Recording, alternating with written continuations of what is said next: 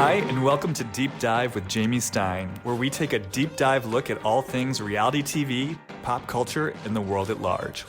I'm an intuitive and an empath, which means I pick up on the thoughts, feelings, and energy percolating in other people and the world around me. I believe there is meaning waiting to be found at every turn if you're willing to see it. So join me as we dismantle everything from trash TV to high spiritual concepts and learn more about ourselves, each other, and how we're all connected.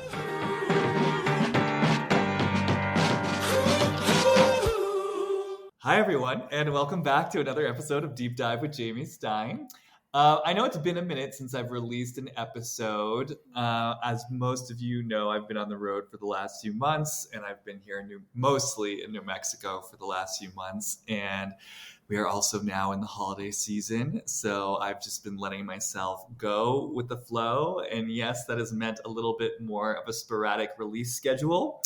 But the good news is I do plan on continuing to record episodes throughout the holiday season. So perhaps when your other podcasts are on breaks or hiatuses, you just might be getting new material from me in the coming weeks.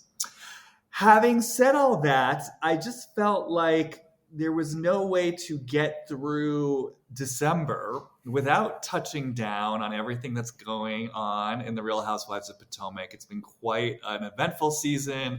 It's been a controversial season, and I just felt like I would be remiss if I were not to, in some way, address everything that's going on over there in the DC area. And I'm particularly delighted today because I thought this was going to be a solo episode. I thought I was just going to do some drop-ins and some quick hits. But yesterday, I just thought, why not just impulsively send a text to old friend of the podcast, Taria S. Faison, of What Else Is Going On, and just see if she might be available today to join me. And much to my pleasure, she said yes, she was down. And so she's here today to help me navigate this very dynamic cast of women. Welcome back to the Deep Dive, Taria. How are you? I'm good. Thank you for having me. I fear people may think, wow, she doesn't have anything to do, because people will say, and I text her last minute, but being a guest is so easy and fun and, not a lot of work. You just talk. So I'm always available for you, Jamie, unless I'm not. But I always am. And I will, for the sake of your pride and your ego, I will let people know that you did have to push it, and you had stuff going on with your family, and we had to make it work. So it wasn't just like you were ready and available at a moment's notice. But regardless, here you are. So the stars aligned, and yes. So why don't we? I guess without any further ado, why don't we just jump into it? I feel like obviously there's no real way to talk about this season without getting deep into the conflict that has emerged between Wendy and Mia and the way that's rippled outward. And, I was just kind of feeling into this episode, and my impulse was just to really go towards what we call in screenwriting language, the inciting incident, which was this dinner in Miami. I mean, it's tough to call that the inciting incident because the tension between Wendy and Mia goes back quite a ways. But in terms of what we're watching this season, the inciting incident obviously was that first dinner out in Miami, and Mia scurrying off to the side and having a little powwow with one Peter Thomas, as we all know, and perhaps know and love from Real Housewives of Atlanta. Mm-hmm.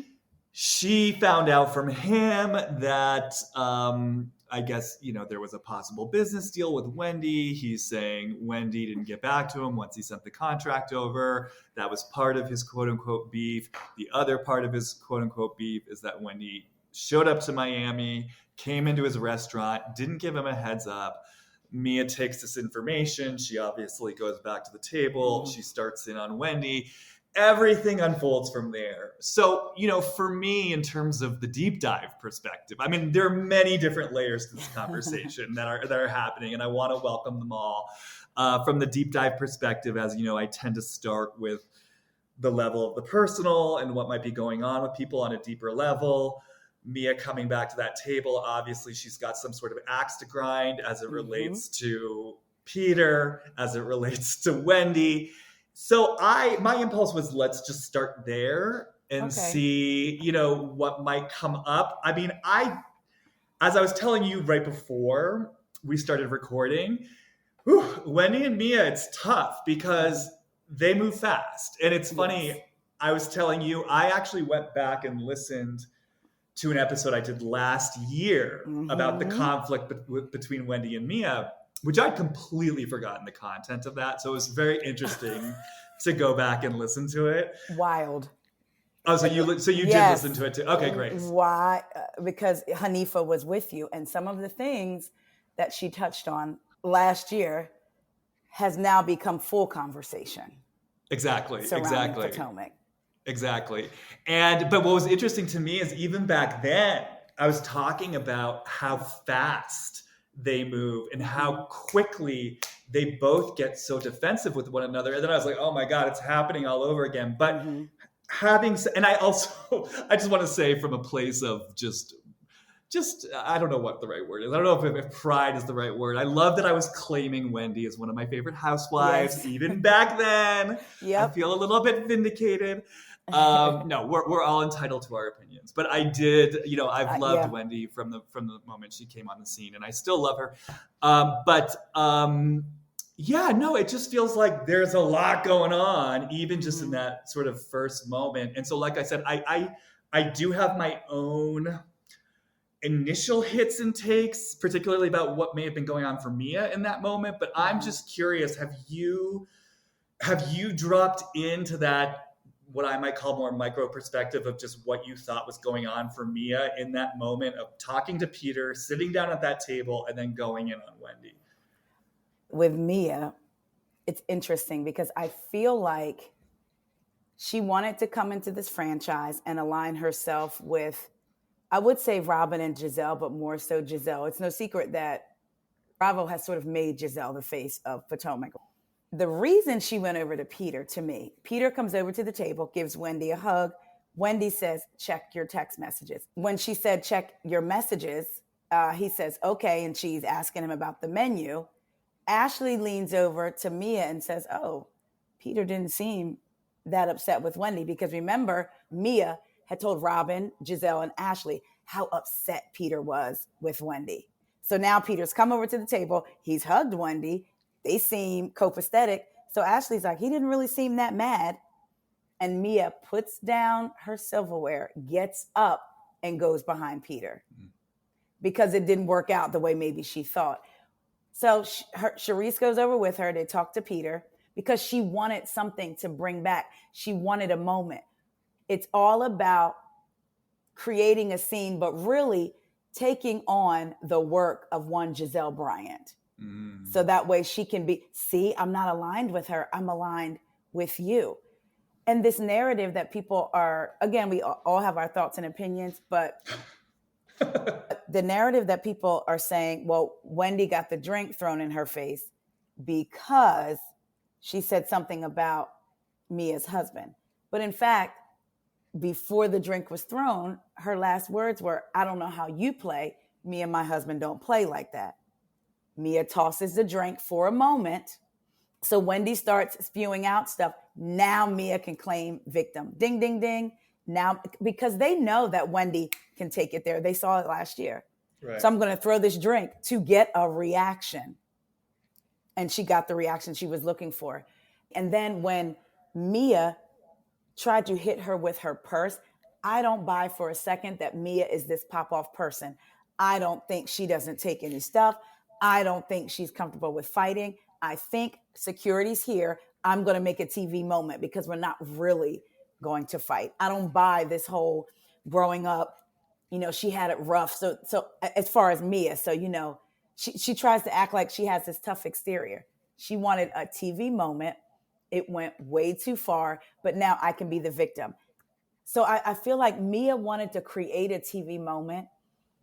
She's just an empty shell to me, hoping to get filled up from the love of whatever audience she's in front of, whether that was when she was dancing, whether that's sitting at this table with this group of women and you're going to align with these women so that they really take to you. Wherever she is, she's trying to be a boss, but she's looking to fill a void that really she's probably looking at. She needs it from her mom, but maybe she feels like she's never going to get that. So I think she operates on the compliments and her beauty and whatever successes she has in life. She feels like it's going to fill that hole. And I think it's bottomless until she does work on herself. So you really see the whole event as a grab for a TV moment. Mm-hmm. That went too far. I don't believe in the slightest that she was that distraught of Wendy saying, that may be what you and your husband do, but we don't play like that. She told them last year she watches G have sex with other women.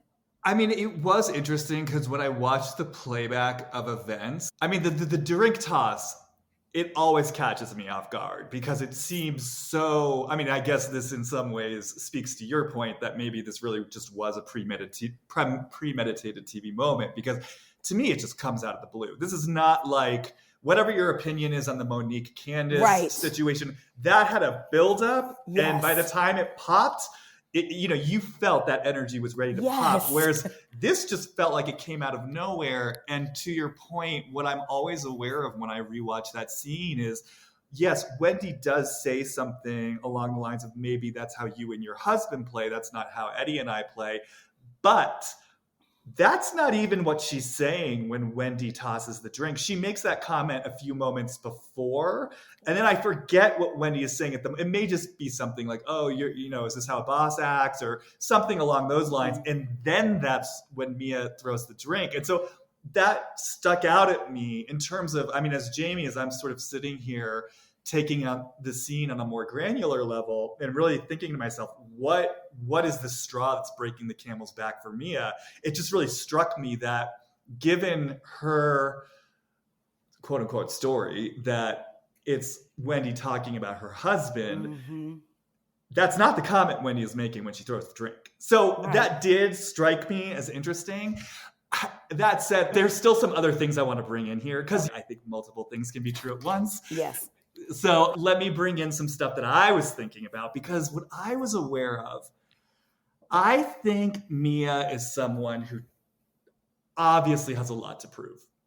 And I think she has a chip on her shoulder when it comes to proving things. And I go back to that what set off her whole conflict with Candace, of arriving at that video shoot, declaring it low budget, getting in cahoots with Mama Dorothy. And I always have this feeling from Mia, like when she's looking at a Candace or she's looking at a Wendy, this kind of sense of, if I had had the resources you had had, if I had had the upbringing you had had, nothing could stop me. I'm the one, I know shit. And I'm the one who should have these opportunities. And so I think I feel that sort of undulating underneath a lot of her like know-it-allness and a lot of her sort of wanting to prove things. And so the reason why I'm bringing this in, there's a couple reasons. One, I'm so aware that this was her trip. And I really sort of got this feeling from her, just the way MIA. I really got this feeling from her of like, okay, ladies, I'm going to show you how to do it. Like that there was a lot of pride in her in the trip and setting it up the right way. And I'm the real boss bitch. I'm the real CEO. I know how to get it done. So I really believe that when they showed up to Miami and the women were giving her flack about that, and Charisse was like calling the hotel and they were kind of clowning the house and there aren't enough bathrooms. And you know what? We're actually not in a really nice part of Miami. I really think that took Mia somewhere. I think it embarrassed her, especially being on national television. I think she thought this was going to go a certain type of way. This was her chance again to prove something, to take ownership of something, and then the women weren't having it. And then maybe to your point, if she's wanting to really get in good with some of them and they're not feeling it, that might have made her feel even more ashamed. Because if you notice, when did she start being an asshole to her friend Jackie? I believe it was after she started getting, some flack for the trip. And for me, kind of what I was feeling behind it was this sense of embarrassment and humiliation. So let me take back the power, and take it out on her. Exactly. Like, you're the one who doesn't know what she's doing. Oh, what a guest you are. You know, like you have to rely on me for everything. I can't believe her. You know, it's like when you're passing the buck. I get made fun of. Let me find the next person to make fun of, And right? let me make fun of that person with the person who made fun of me. So if me and you were standing, if I'm making fun of you in front of some of our friends, and then you feel like, oh, well, let me bring a bone. Like, so it's like it takes the attention off of you. And now you're one of the cool girls too, because the girls thrive off of the gossip. And now what's coming in too, which I wasn't even thinking about, what's suddenly coming to me as I talk about this, something is coming up about the specific dynamic between Mia and Jackie, like somehow just sort of seeing Jackie as an easy target. Or I mean, I don't know the details of their history, but I'm suddenly just getting this intuitive sense of somehow Jackie occupying this role as like the second banana or the one who's kind of like underneath Mia in some type of way. Just something about her being an easy target and someone who's easy to pick on. So, yeah, I felt like Mia was already in a place of feeling embarrassed, feeling disempowered, wanting to reclaim her power, going into that dinner. And then, because the other thing I was so aware of is there was just such a possessiveness of Peter and her relationship to Peter. And then being aware of, you know, because they're in the Housewives universe, like each one of these women, they have some sort of relationship with Peter. They've met him before. They're in the same circles. And so I really felt that, just that kind of thread in me of like, oh, no. You all think you have a relationship with Peter? My family. Yeah, exactly. My family. I really have a relationship with Peter. And again, kind of like wanting to assert her dominance. I mean, I think she'd want to do that anyway, because it feels like in some way this makes me feel special. This is also something I have through G, which I think she has to spend a lot of time rationalizing, like her marriage to him and the price she pays. But it's like, this is one of the privileges my marriage with G affords me. I'm not just another housewife here. Right. I'm an insider with the money, with the guy who owns the club. Like, again, I'm orchestrating this trip. So I feel like there was also an element of that in this. And then I know I'm saying a lot all at once, but the last piece that I was kind of feeling about it too was if I take into account this possessive ownership of the relationship with Peter and feeling special as a result of that and feeling like an insider. And then really taking in, wait, Wendy's doing a business deal with him potentially. Right. And Wendy and I got some stuff. And like going back to this place of, you know, I believe all of Mia's opportunities have come through G, right? Yep. And here's Wendy, who's made a lot happen for herself. Like she's not relied on Eddie for it. And she's got the freedom to be in a possible business deal with Peter Thomas. Yep. I don't think that's a freedom that I think anything she would potentially have with Peter Thomas would be through G. Yep. So I was just also kind of feeling the flavor of that possible resentment and competition. And again, kind of maybe wanting to take back some form of power of like, oh, you think you're the boss bitch who's like, you know, got things going with Peter. Like, I'm really on the inside. I'm the one. Yeah, I'm the family. And again, kind of to your point, I really noticed the way that she said to Peter at the end of their interaction, she was like, I got your back. Like, I'm telling you, like, Charisse, she's the one you should go with. Like, position yourself as the one who's really orchestrating the deals behind the scenes. Right. So these were just all the different threads I was feeling into as like Mia sat back down at that table. And as she came back with this energy. Like, also, there's another element to what you said about them making fun of the house, her trying to prove she's a boss. And this is where I say, Mia thinks she's smarter, I feel like, than the audience and even maybe production, because I remember she lived with Jacqueline for a long time. And I've been listening to Jacqueline's sister, and she's had a YouTube for well over 5 or 6 years, recovering addict. And she talks about her journey to hopefully help other addicts that come on. And she has got a big issue with Mia releasing that video of Jacqueline online. So you'll have to explain, because I don't even know what that is. Okay. So Jacqueline's sister has a YouTube channel, and she's been doing it, like I said, for years. And she has come out like swinging against Mia because right before the season started, Mia released a video of Jacqueline arguing with her significant other, and Jacqueline throws a shoe. Mia puts it online and says, I'm paraphrasing, but basically, this is what domestic violence looks like. You need help. Here's the phone number for you to call. Yes. So then Candace was like, Mia, don't do this. Like, this is your friend. Like, this is too far. And then Wendy jumped in and said, I know you're not talking. And mind you, this before the season aired, as a person who threw a drink at me and hit me with a pocketbook and broke 2 nails. Mia immediately does what she does best. I am so sorry. You're absolutely right. I should not have hit you. I'm sorry. She released a video of her best friend, who's currently on the show, getting into an argument with her then partner and throwing a shoe, and says she's an abuser. So Jacqueline's sister comes out, and that is her issue with Mia. She said that video was taken 4 years ago. Mia was pregnant.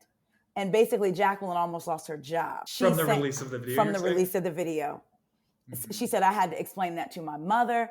I had family. We had family calling us from all over. And she's saying, Mia, you grew up. You were here in our house. My parents loved you like you were their own. She said, now, why in the world did you still have that video for 4 years? Well, that's what I'm wondering. I'm like, oh, so she held on to that video for 4 years. Yes, she held on. And that's what she said. She said, Jacqueline only sent that video to me and Mia. I long ago got rid of it. She said, and Mia released it months after Jacqueline's father had died. And she called them like mom and dad. So she's saying, I'm not going to get involved with the show stuff. I understand how Mia's trying to make my sister look, but that's what comes along with the show. My concern, you need to apologize to my sister for that video.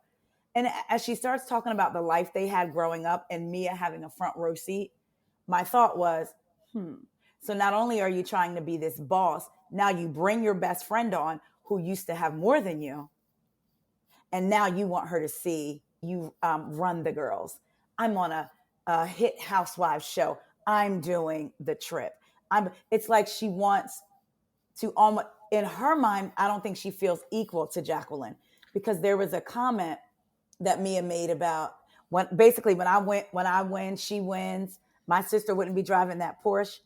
And Jacqueline's sister was like, I didn't like that because my sister bought that Porsche from her job. So I think she's trying to almost feel validated, or maybe have Jacqueline see her on her status, when it appears to me Jacqueline just considered her a friend and didn't think less of her because at one point she had less.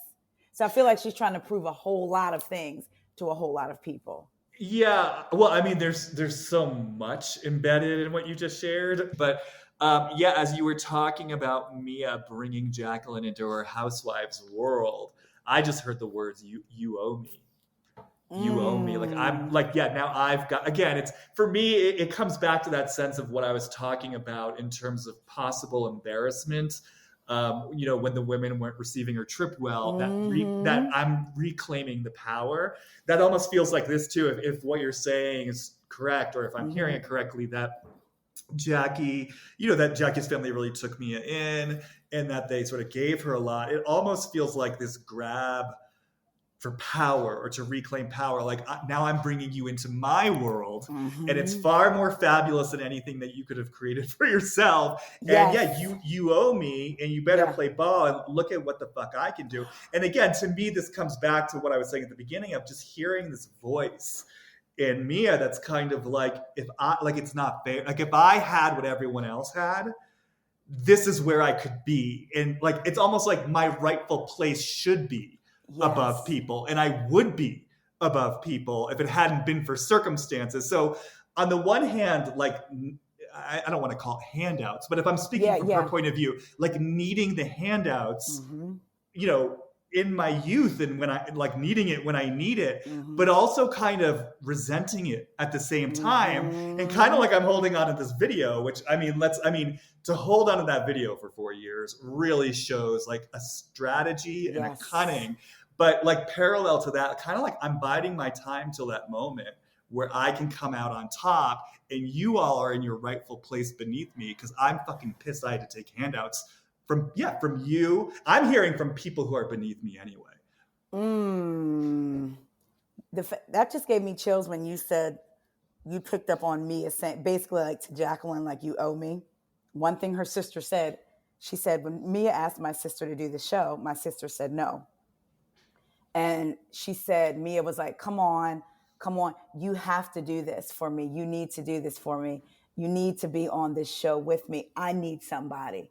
And so Mia wanted the sister to help her talk her into it. So she said, we did have to talk my sister into doing the show. And Mia's thing was, I need you. You have to do this. So it's interesting that that's what you picked up on, because that is literally what her sister said.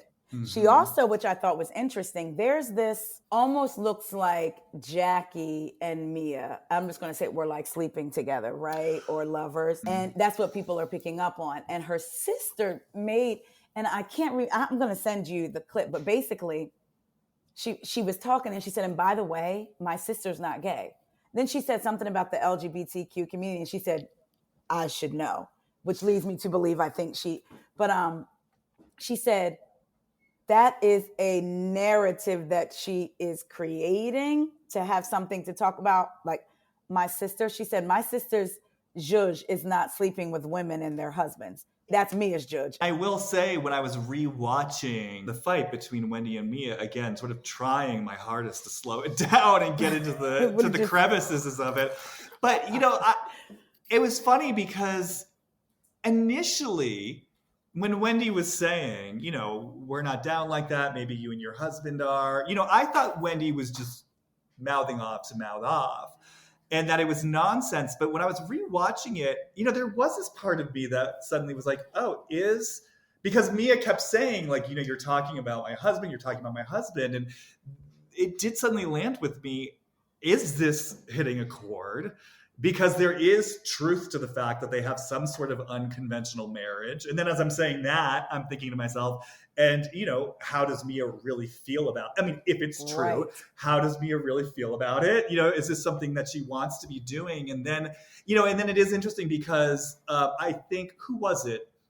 Maybe it was Giselle or maybe it was Ashley. One of the women asked Wendy, they said, is this true? Is this real? And Wendy said, I'm speaking out of anger. I have heard a rumor, but I'm just basically speaking out of anger. So it's all interesting to me, again, in the place where I'm just holding this question of what was going on for Mia as she was sitting at that table. I mean, it sounds like maybe multiple things were happening at once, but it did really come in.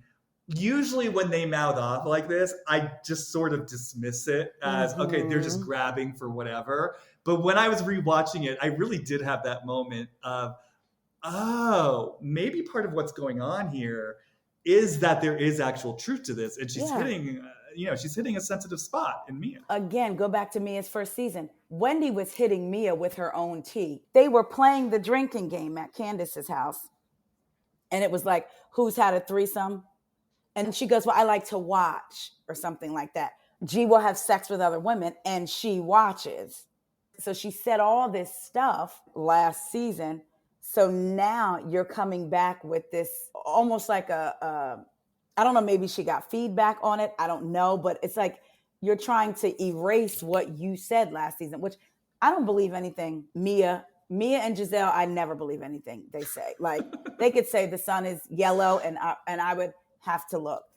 But I do feel like for some reason with this, like, I don't know. And maybe she said it to put it out there so nobody else can say it. And I'm going to act like I'm okay with it. But I definitely wish in that moment Wendy had said, well, you told us last year. You said it. Yeah, I mean, you're bringing in an interesting question, which is because I completely forgot about that. So if Mia herself has copped to this and owned it, right? Why would it be so triggering to her when Wendy brings it up? And, again, as I kind of hold that question just in this moment, what I'm so aware of is Mia did come into that moment positioning herself, again, as the boss CEO who knows about business and has something to say, which, again, we know that's all through G. I mean, these are her, like, she's the CEO of these chiropractic businesses that got created through G. And so it's suddenly like, again, as I'm just feeling into it, there's this marriage that's afforded her the ability to be this CEO. And she takes great pride in that title. and really flaunts it as if it is of her own making, right? And if we just go with this for a second, there are terms to this marriage, perhaps compromises she has to make in terms of what's going on in the bedroom and how that makes her feel. And so, yes, perhaps she can pretend to be okay with it on the surface, but then in the setting where she's really putting herself forward as that wise, sagacious CEO who's got pearls of wisdom for Wendy, and then Wendy's coming back with, maybe this is how you play, it could potentially hit her. Yeah. In that place of like, these are the compromises I have to make. And I have to like play a game of Twister with myself to write a narrative where I'm this empowered CEO. And it truly is a house of cards that can topple over, at the slightest, like the slightest little whisper of a breeze. And so maybe it speaks, because the one thing I was going to say is like, it's so interesting to me because I do really hear what you're saying about, and especially again, I'm just thinking about her holding on to that video for 4 years. So clearly this is, it's a crafty woman if we trust all this information. And again, I want to go back to the episode I recorded with Hanifa. I was talking about how when I dropped into, before I knew anything about Mia, when I dropped into her, before the season started, the word I heard was snake. And yes, I just you got did. This energy of like the slithery snake. And that's just coming back to me now. So the reason why I'm bringing this in is I completely hear you around the machinations of creating a TV moment and manipulating the format of the TV show for her moment. But I also want to say her anger, it felt real to me. Like I felt like she got triggered someplace real by the end. Like when she was having to take herself down and she was going to book it out of there and she was calling G, that to me felt real. It's almost like kind of like what you're saying. She set the trap thinking she was setting it for Wendy, but then it's almost like somehow she walked into her own trap. Into her own trap. I don't know if any of your listeners read the Bible, believe in the Bible, because we all believe what we believe, but there's a scripture that I always try to remember when you feel like this, I just want to do this to this person, but there's a scripture that says, the ditch you dig for others, you'll fall into yourself. And that's what I think about with Mia. It's like she's constantly, to me, even with Candace last year, again, these people have watched the show. So she went in with an intention. Candace was the only one that was nice to her. And look what happened. Oh, the audience doesn't like her. So that's who I'm going to go for. The audience doesn't like Wendy. So even Mia talking about loyalty, she talks about Karen not being loyal. Let's remember, Mia came in through Karen, and they go to this dinner. It's amazing. And Karen is arguing with Giselle, and right after the dinner, before they leave, Mia goes and gets Giselle and Robin's phone number. Well, it was more than that. It wasn't just getting the phone numbers. Well, and then after that. Was that after? Was it after the good heart before, or was it right then? I got the good heart. So there was that moment at the dinner where Giselle and Karen are getting into it. It's the infamous hotbox sing fight. And in the middle of that, I believe Mia just turns to Giselle and says, I can tell you have a good heart. Yeah, you have a great heart. And it was just that's what's so interesting about Mia. And actually, I'm glad we're bringing this in because I want to check this out a little bit. For someone who on some level is so, again, if we trust everything that's coming through, who is so manipulative and it's so kind of cunning that she is the woman who will hold on to the video for 4 years, or who can kind of play chess in a way where it's like, okay, I know if I make this moment, Wendy might react and then she'll walk into my trap. There's a savviness there, right? Yes. But it's so interesting that then in the very next breath, there's a way that Mia is just so completely transparent and horrible at what she does. Yes. Like that moment with Giselle was so painfully awkward and transparent that like literally in the moment that Giselle and Karen are having a fight, Mia just turns to Giselle, and just says like, I can tell you have a great heart. I'm a great judge of character. And to your point, just completely kind of leaves Karen flapping in the breeze. So I guess I don't even know what I'm asking about that. Like, what do you make of this woman who, on the one hand, really seems to have this kind of sneaky Machiavellian bent where she's like, kind of cunning and planning her next move. But then in the next move is just so blatantly over obvious and clumsy with her machinations at the same time. I believe everyone, to me, is smart in what they're good at. So, for instance, my husband just totally, like, amazingly redid like the house that we just bought. Didn't even need to be redone, but he saw these visions and he did it. Used to work with his dad, but his dad didn't do that for a living either. They're just naturally gifted with their hands. I couldn't do it, but I'm gifted in other areas. So everyone has their thing they're good at. But I say that to say, I think Mia is, if we want to use the word smart, I'll say street smart. So the holding on to, like, when it comes to having to get it, there's a phrase people use called getting it out of the mud. So when it comes to having to get out of the grimy situation or by any means necessary to get your way out, she's smart in that aspect. But when it comes to other, like, really knowing how to maneuver through this housewives world, like, again, in the middle of an argument with the woman that you claim to be friends with that brought you in, Giselle, you have a good heart. Thinking she's creating a TV moment, it's like, you look stupid. So I don't think she's smart in that way. Right. So when I see her, I feel like she thinks she's doing something. Like, I'm doing all this, like, behind the scenes, and I'm doing all these things. And then, but in the moment, I'm trying to create a TV moment, possibly to form an alliance. But she's just not thinking it all the way through. Like, I feel like that with Giselle and this Chris thing. Like, it's hitting her like, maybe I didn't quite think this all the way through. But Giselle's a little bit more craftier.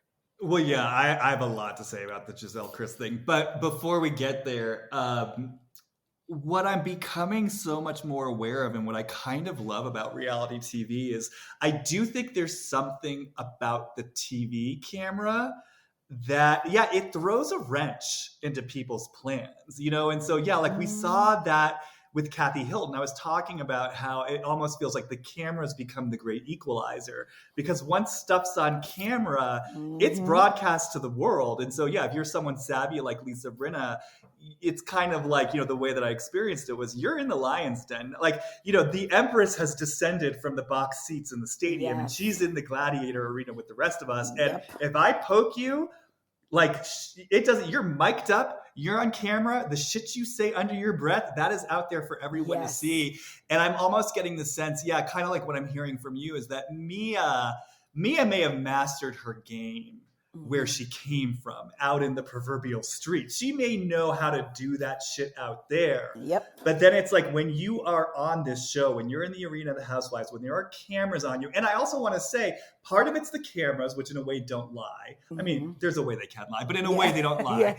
But also, I have to imagine, too, that a lot of this is you're also surrounded suddenly by other women who are equally strong in their own ways, right? So you're not used to the ones who really know how to push back or who know how to name things or to call you out on what you're doing. So I wonder, if that's part of what we're seeing, because I just feel like, you know, when I think about Kathy Hilton, I think about Denise Richards, for example. I think about, I don't know, I'm just sort of grabbing people who's kind of like, you just get that sense of, oh, you're used to getting away with all this. And now it's not working because you're on this platform. And so I wonder if there's some of that going on with Mia, where she's used to, like, doing things behind the scenes. Being able to slither right on through. Right. And, like, pin people against each other and, like, report information here and there. But now she's in this world where there's cameras and she's surrounded by equally, if not stronger, women. And the trap that she sets becomes a trap that she walks into.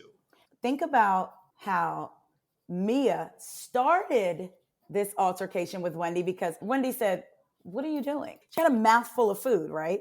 So Mia starts this. They go back and forth. She tosses the drink. Then she comes back to hit her with a purse. She's going off. Now, Ashley decides, I'm bringing Wendy to the dinner. And Mia says, "You're a spoiled brat." And Ashley turned around and said, "And what was that? Where was that energy that you have for Wendy? Because Ashley's coming back at you." Right. I said what I said. Oh, you don't have that energy for Ashley. Why? Because, you know, Ashley is better at this than you. You thought you were going to catch Wendy off her game. And you, in the back of your mind, you also know that these ladies ain't get ready to let you jump on Ashley like that. She's not smart enough to realize Giselle and Robin don't like you like that. They really don't. I feel like she's there for Giselle. I feel like Candace and Wendy aren't going to be that. And this, I see this narrative of people saying Wendy's just begging for their friendship. I beg to differ when it comes to Robin. Her and Robin did have a bond. If you listen to Wendy on Carlos King's, or even go back to Wendy's first episode, they went to the park together. Their boys played together. They had, the play day for the boys. They had the wine in their purses or whatever. And throughout the pandemic, Wendy said Robin always called to check in on her. They were always talking, sending recipes, like they built a friendship, which is why I believe Robin's anger is really hurt when Wendy came at her. I think Robin just got hit with a bullet that was for Giselle, but she got a little piece too, because in her mind, everybody looks at Robin and Giselle as a package deal. Well, also Robin, I mean, unless I'm misremembering this, because this always bothers me when I feel like people give Wendy grief for what she said to Robin, most notably Robin, but Robin, to my memory, did jump into that. Like, Ashley dropped the bomb that Giselle was spreading the rumors about Eddie. Wendy comes in very upset. She starts firing off at Giselle, and Robin did interject. I forget what she said, but it was like, why are you getting so worked up? Yeah, why are you so mad or whatever? Yeah, and so for me, I just feel like, I mean, look, Robin may not have been the culprit in the same way that Giselle was, but anyone with any degree of emotional intelligence, and the degree of emotional intelligence of the Green-Eyed Bandits is debatable, but anyone with any degree of emotional intelligence, if you see this woman's coming in, clearly deeply triggered and upset, I don't think the wisest, best thing to do, and admittedly, Robin was drunk, but I don't think the wisest, best thing to do is to like jump in, sort of taking your friend's side. I mean, it was clear that Robin was, sticking up for Giselle and essentially minimizing what Wendy was going through. And so Wendy reacted from that place of anger and hurt. And so I don't know. I just always feel like that gets lost. Like Robin, yes, it definitely does. Robin did something there, and that's why Wendy responded. I feel like it was Wendy reacted, Robin reacted, and it just got so spun out of control. Robin couldn't say, "I'm hurt by what you said," because I had nothing to do with that, and Wendy was just seeing red. But what is interesting to me about the viewing audience. Well, let me go back. At their reasonably shady thing in Giselle's driveway, people are dismissing the stuff that they were saying to Wendy. One of the questions, is this reasonable or shady? Is it shady or reasonable for your girlfriend to get her body done because she's insecure about rumors? How did you think Wendy was going to react? So when Wendy invited you on her trip, Robin, she said, you can bring your luggage. I'm not understanding how people don't see that. So just to, again, provide some context, what you're talking about in Giselle's driveway, they were playing the reasonably shady game. Yeah. And, right. So they once again brought up the rumors and were poking at Wendy. And then Wendy had what I thought was a great line where she's inviting people on the trip. And she says, everyone's going to bring their husbands. And Robin, you can bring your luggage. You can bring your luggage. Which I always, I thought that was funny. And it's just interesting. I mean, I don't know if this is a digression or not, but as someone who has liked Wendy, and I can tell you the moment that I fell for Wendy. It was in her first season when they went to Monique's house, like her boathouse, and then she gets into that big fight with Ashley. I guess there were like two fights that happened, and then she's in the bedroom with Candace, and Candace says something like, well, you did call her a fake ass bitch, and Wendy just sort of looks at her and says, but it's what I really felt in my spirit though. And I just thought that was so funny. I love that because, I mean, first of all, she was so earnest the way she said it. She was like, but it's really what I felt in my spirit. And I also just love the idea of how far you could take that. You know what I mean? Yeah, like you can cuss someone out and be like, oh, it's just what I was feeling in my spirit. Yeah, I fell in love with her that moment and really found her from the beginning to be funny, but to also be a very bold personality. I liked her messiness, because she, obviously she flares up, she gets into it. To me, she just always felt like a top tier housewife. And, I've talked about this before, also in reference to Sonia with her gold medals. Like for me, I mean, there's a few things I want to say about this. For whatever reason, I don't mind it. I don't Me mind these neither. women owning their accomplishments. I mean, I get maybe if it were in person, it'd be a little bit more like, okay, like she's, she's really proud of Mhm. herself. But certainly on TV, I kind of love these women like owning their accomplishments. There's no false modesty. They're strong, they're powerful, they're proud of what they're doing. They're owning it. And so it's interesting to me that I've experienced Wendy as like a very larger than life personality that makes a good housewife. And to see people get, well, until the season. Mhm. Previous to the season, people get so triggered by her. And yeah, kind of wondering about that, especially when, like, the other thing that I think about all the time is the fact that you have Karen, whom I also love. Like, Karen's like one of my top Mhm. favorite housewives. But That old lion housewife. I like her let's too, though. let's be clear, Karen is the most pretentious housewife there ever Yes. could be.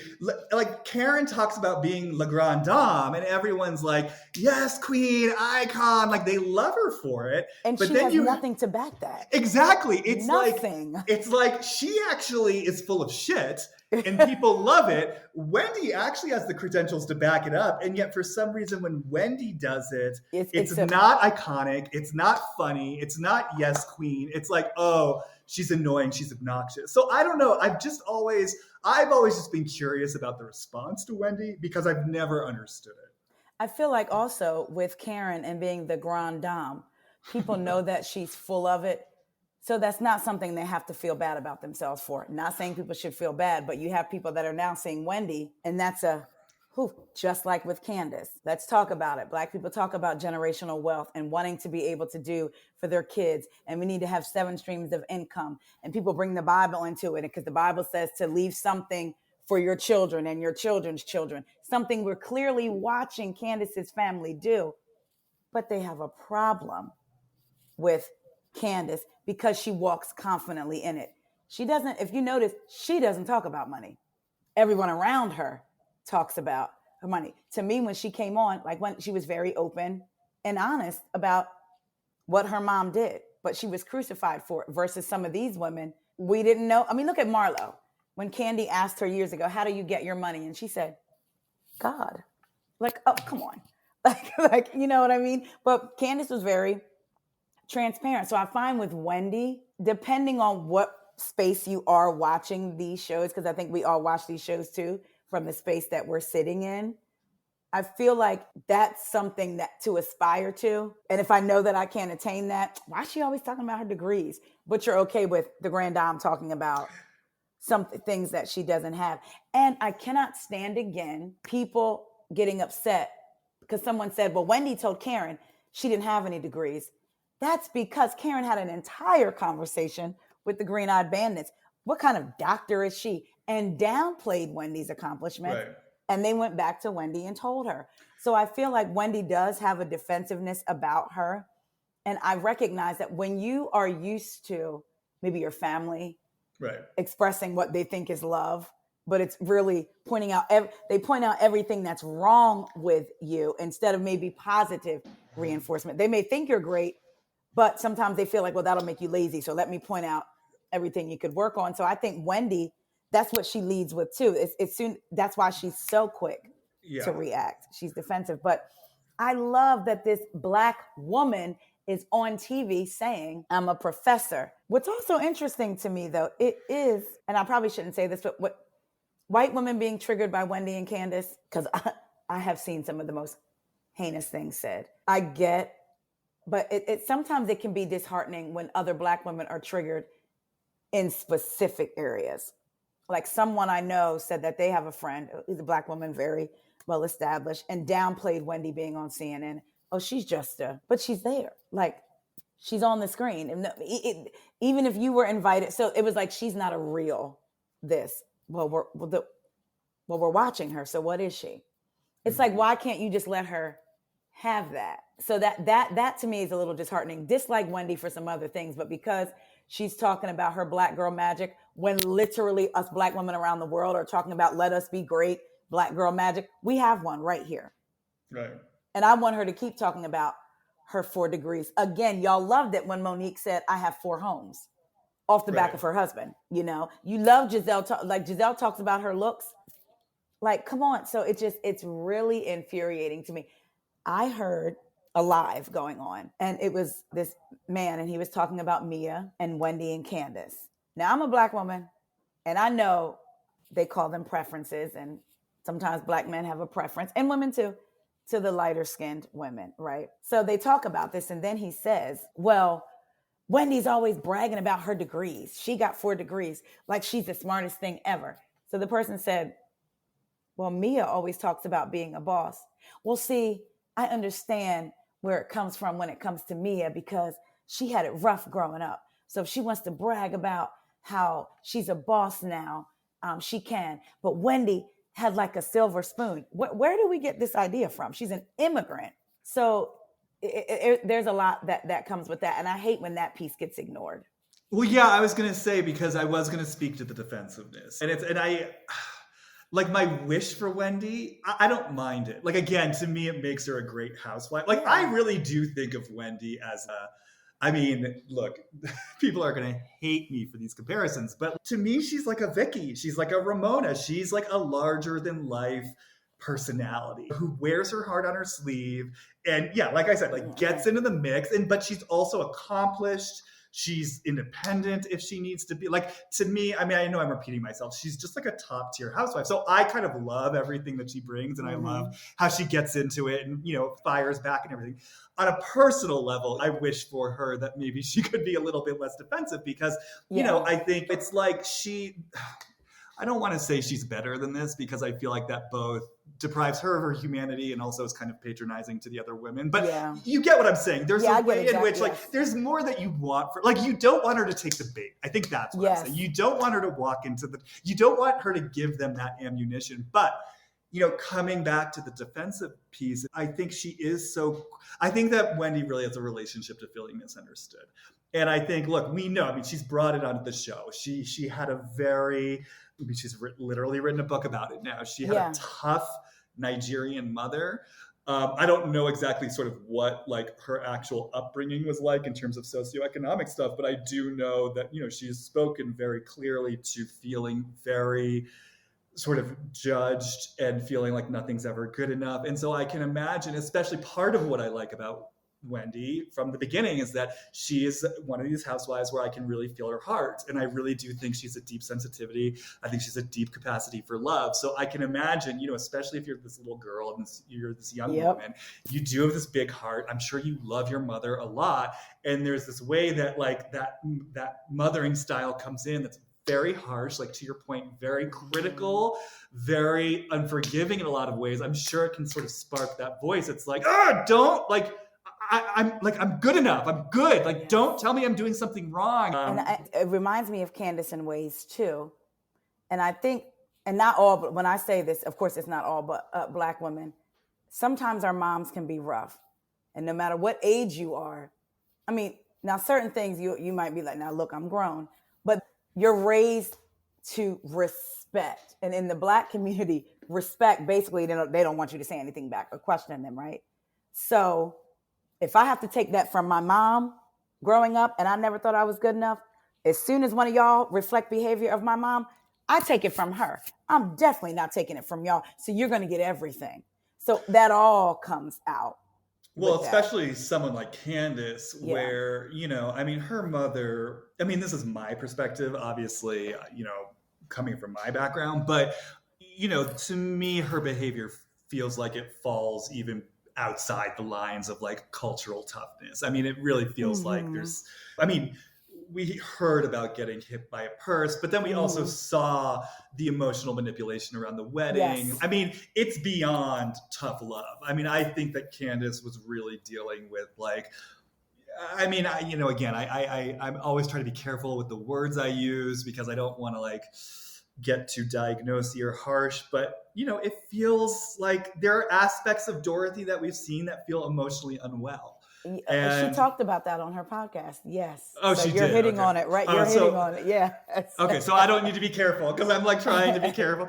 I think that, I don't know. I've said this before. I don't know if it's the same with you. It's like the more that I start to hear from people that are on the shows or to realize that they're listening sometimes, it gets me more conscious about how I'm of what you're speaking about. saying. Yeah, Yeah. because it's like they're real people, But Thank you yeah, for saying that.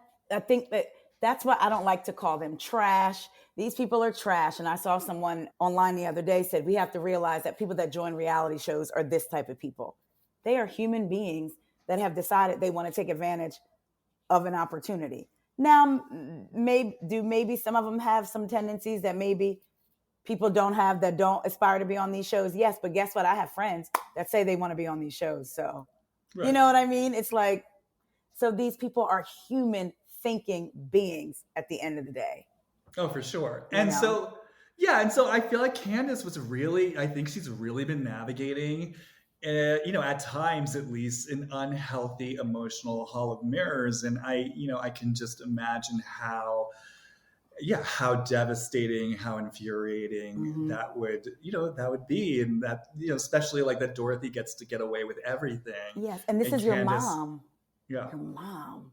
So, I think maybe this came in because you were saying something about, I think what it was you were saying something about that one commentator's sympathy for what Mia had been through, and so, but Yes. I'm looking at Wendy and I'm thinking, well, yeah, like Thank I think you. she's been through some stuff too, Yeah. And going back to you and Hanifa, when you were talking about perfection and like Wendy's body and going to get, I mean, I thought perfection, but you guys were talking about her getting the work done on her body and her thinking that she has to be like this person.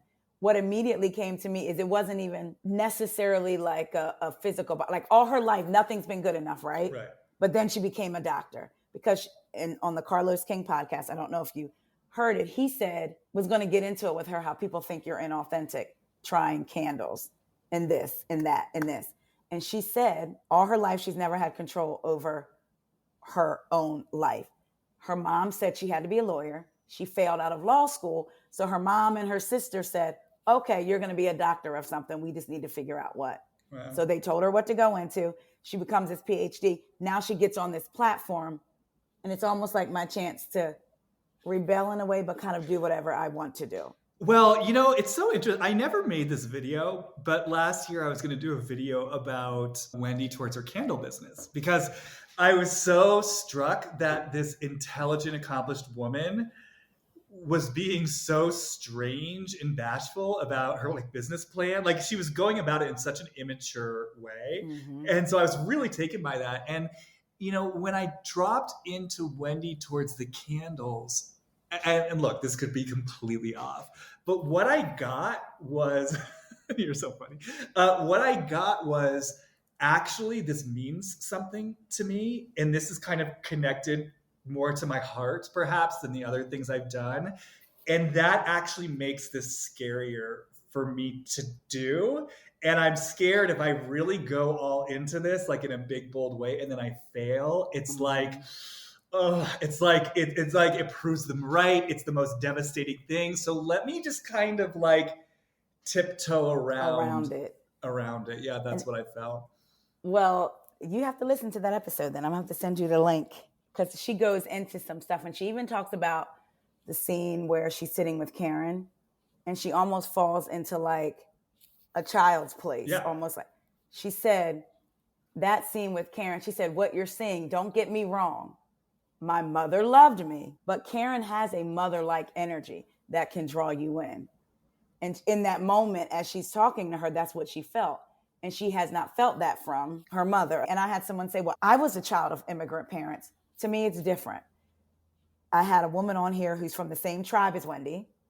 And she said, when your parents sit you down and tell you everything they went through so that you could have an opportunity, it's easy for people to say, well, my parents are immigrants and they told me I needed to be X, Y, and Z, and I fought back.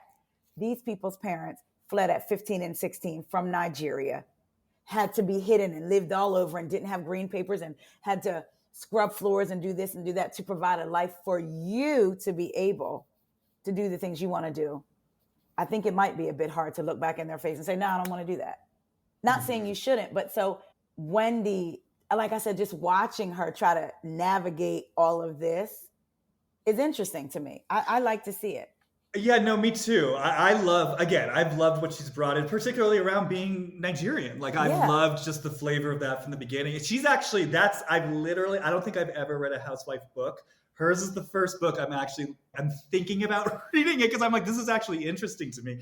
But yeah, I mean, it's like, as we're talking, and especially what you shared about how she was literally told by her mother and her sister who to be. It's like I just want to say, like, I really like Wendy. me too. I've just, like I've said from the beginning, she's really touched me. Like, she's always just felt like she's a really big heart underneath everything. And it's like when I hear that, I just really want to create space for that because it's such a huge piece of information. Like, that this is a woman who was told who she had to be from a young age and Exactly. never had an opportunity to, like, connect with herself for herself. And then, yeah, bringing in what you just brought, like, feeling the weight of, I don't even have the right, like I can just even feel it would be selfish Hmm. for me to want to take time to figure out who I want to be for me. And it's like, Hanifa spoke to this in the episode that I recorded last year, but I'm really feeling it now. Like, what I wish for Wendy, like what I would want to support Wendy to do is to really just, in some ways, like, drop everything. You know what I And mean? just be And just, like, completely. yeah, just go somewhere, like, have time, have space, like, reconnect to herself, reconnect to who she is, find out, like, who she actually wants to be in this Hmm. world. And because it's just, yeah, I'm just feeling the weight of that. It is a lot. And going back to, yeah, the point that kind of brought all this up, it's true. It's like, look, lineage is a thing. And, I Yes. mean, the work I do with people, I can't tell you how often we're talking about the unspoken messages that get passed down from generation to generation. So yeah, Wendy may not have grown up in the foster home, but if she's up in an environment that carries the unspoken and perhaps spoken energy of, like, immigrants who fled for their lives, you know what I mean? That's like, Yep. that is life or death. That is survival. That is Yes. all of these things. And then it's like literally getting internalized in her body, even thinking about the plastic surgery and everything. There's just this sense on some level of, like, even my own body isn't my own. Yes.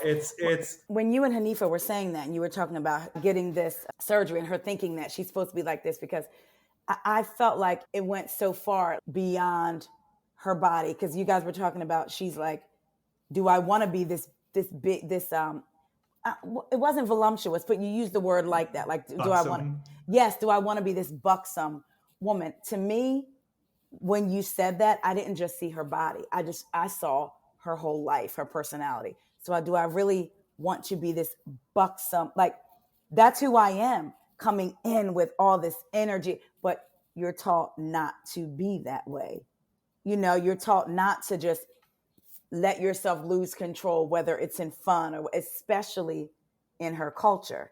So it's like, I think she sees herself as this buxom woman, not just her body physically, but who she is, her personality. I truly believe that Wendy we got last year with those braids when she was putting on that lip gloss and said F these cameras. I believe that's a part of Wendy too. And I believe Mm-hmm. I believe Wendy has so many layers. And I Yeah. do believe we're seeing bits and pieces, but for some reason, Wendy's not allowed to grow, or Wendy's not allowed to be different than she was the first season. Even if it is such a drastic switch, I'll never forget when I saw a person online say Wendy dressing like she was last season has basically made her less smart. And for me, that's a personal, I won't even say trigger, but that sends me, because growing up in churches and this and that, and people see you wear, even outside church, like low cut stuff, you're immediately labeled as not smart or as loose, which is what they said about Wendy last year. Like, the word loose was used, and they didn't say, Wendy, you're loose, but they alluded to it. So Wendy has to deal with all that too. And I wish that we could just watch her evolve. And for the life of me, I can't understand why Wendy's trying to evolve, but then you have a Giselle who's done the same thing since she's been here, the same playbook since she's been here. But we're calling that good TV when we can see what you're doing. We're calling that good TV. I mean, I'm one of the few people who actually didn't love last season because to me it just felt so, yeah, it was just so obvious. It was just Yeah. like, yeah, And Giselle's even just, this season, it's so obvious, it is. I enjoy but this it's season better. more. Yeah, like this season at least, because the thing is, I mean, it's such a multifaceted thing because I hear what you're saying about Mia making good TV and plotting things, and I totally get that. Hmm. But like we said, I still think it tripped Mia into something Yes. real. Yeah. And so at least I feel like there's something I'm watching here that has Okay. its roots in some sort of emotional reality. Whereas what happened last season, because Giselle, and maybe this Yes. is like a nice segue to the Chris stuff. Okay.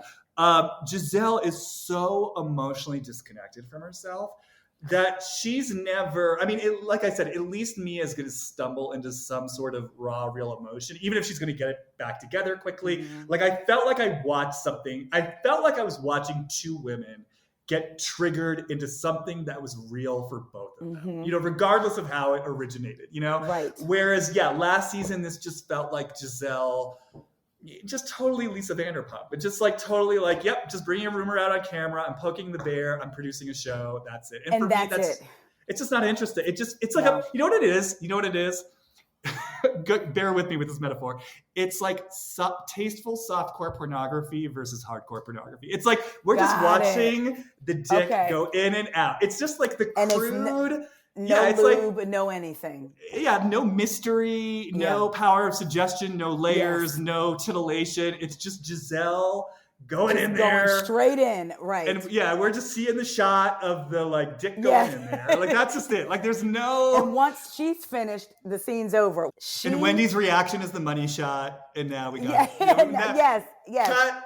We got the Yes. show. Giselle to me Ugh. is so like gutter snipe, the word that Candace and Ayanla used. And it's like, you will do anything. And I like that word. You will do anything to produce a scene, to be on the show so that you can maintain a check. For Giselle, she better be grateful that she has a back to lay on, if you get what I mean. Because that, so looking at Candace and how she gets her success, looking at Wendy and how she gets her success, I believe there is something there too. I also, this conversation about colorism is coming up. Me personally, and I'm not discounting anyone else's opinion about, anyone else's thoughts and triggers. Taria, me personally, who's been on the receiving end of some colorist things said to me, Giselle for me is the epitome of the paper bag test. And for those of you that don't know, the paper bag test was simply they took a paper bag. If you were as light or lighter than the paper bag as a Black person, you were good to go certain places. If you weren't, then you just weren't good to go these places, and you were treated differently. Giselle, to me, is the epitome of the paper bag test. And there's a movie called School Days. If you have not seen it, it was written and produced by Spike Lee. And it is about a college campus. So you have the women that look like Giselle, Robin, and Ashley, and Mia, and the women that are Candace and Wendy's complexion. And they're battling during the movie. And to create the hostility that now looking back, it was hostile on the screen, he put the light skinned people, Spike Lee, up in really good accommodations, and the darker skinned people in bad accommodations, because this is how the world really was, and it created a friction. And when I see that, it takes me to Giselle. Giselle said, and I'm not going to stop saying this, on her podcast, the reason she thinks Potomac was successful after season 1, because the world had not seen light-skinned, green-eyed bandits, educated Black women. What do you mean? Giselle comes from Jack and Jill. It's a social club for Black people. It was established when Black people couldn't get in country clubs. There's also a look that surrounds Jack and Jill, and they look like Giselle. Through the years, darker skinned people have been able to get into these clubs. And if you go to YouTube, the Brooke Ashley, she's a darker skinned woman, beautiful, who talks about being a dark skinned woman in Jack and Jill. So she knows the likes of a Giselle, the likes of a Karen, because to me, Karen has hints of it. Ashley, I'm not going to say that she is a colorist. What I'm going to say is that she is aware of what she's doing when she has these arguments with certain women. She did a video when she was pregnant with her last son about people coming into her DMs basically and talking about Wendy and Candace and the darkness of their skin. I'm paraphrasing. And she said, I'm not going to have that. You're aware that this is going on. And my issue with Potomac is, even if the cast said they're not colorists, they're unwilling to even have the conversation. Versus Atlanta, when Eva, light-skinned Eva with the light eyes, made the comments about nappy heads, and Kenya more gently said to her, Eva, you can't say those things because it may offend other Black women, and explained why. Potomac refuses to have the conversation about colorism. And to me, you don't get to say it doesn't exist when you benefit from it. Mm-hmm. Watching this show, there's a lot of Black people that don't think colorism is involved. There's a lot of Black people that do, but I would challenge people, if this was Beverly Hills and everything that's happened with Candace and Wendy was happening to Garcelle, y'all would be screaming racism. Can I ask you a question? Mm-hmm. I don't know why this is coming in, but it is. Because you compared Potomac to Atlanta, right? Mm-hmm. In the different ways that they kind of handle issues of colorism. But what I'm aware of with Potomac, which is so interesting, is that another big theme that it's talked about in terms of the individual woman, but I don't know that it gets talked about like as a broader theme, is this kind of almost old school sense of how many of them have, gotten into these marriages where there's like a wealth disparity. And, you could say, I don't like this language, but they've come up through the marriage. Ashley, yes, Mia, it's, it seems like the dynamic has shifted between Karen and Ray, but it feels like originally that was there. And then even, I know that there's not necessarily the same kind of like age gap with Giselle and Jamal, but obviously there was a lot of power and prestige that came with that marriage. Yeah, getting Super Bowl tickets from Sean P. Combs. So yeah. So I don't know why I'm asked. I don't know what the question is, but I'm just wondering, do you feel any correlation between the conversation about colorism and also the conversation about these, I don't know how to language it politely, these type of marriages that fit a certain conservative old school model? I think because of Potomac's first season, it was a lot about etiquette because they weren't supposed to be a housewife. It was supposed to be about Jack and Jill, but Jack and Jill wrote a cease and desist letter and said, you will not. Oh, I didn't know. Okay. If you go back and watch, there's a lot about etiquette because some people say Jack and Jill is basically respectability politics. Call it whatever you want, but it was a social club, again, created for Black people when we couldn't get into the country clubs, right? What I see with Potomac and Atlanta, well, should I ask you this? Are you saying how I see it, or how do I see it from a viewer's perspective? Because I have a theory on the viewer's perspective. I'm saying that when you were talking about colorism and you compared it to Atlanta, something came into me suddenly about this particular group of women, an ensemble, and this trend of like these marriages. And I'll say something that feels like, I want to be clear. I'm not, how do I say this? I think I know what you're. But wait, let me just bring this in, because then I'll position the question to you. Okay. It's like, I understand this is one group of however many, like 6 or 7 individual women, and I'm not saying this is representative of like all patterns and things, but it's interesting that on this particular show, right, we were talking about colorism, then I'm suddenly thinking about these marriages, and then I'm suddenly identifying Mia, Karen, Ashley, Giselle. Like, it's interesting, right? In context of this conversation, these are the light-skinned women who are in these types of marriages. And so that just came in for me. And so I guess I'm just punting that to you just to see if, are there correlations that come up for you, either culturally from your perspective, or what you perceive from the audience? I'm just curious where it takes you. To me, there was a certain currency in being light-skinned for light-skinned, not me personally, but light-skinned women I mean, now it's getting better. I guess I should say, but there was a certain currency in you being a lighter skinned woman. Period.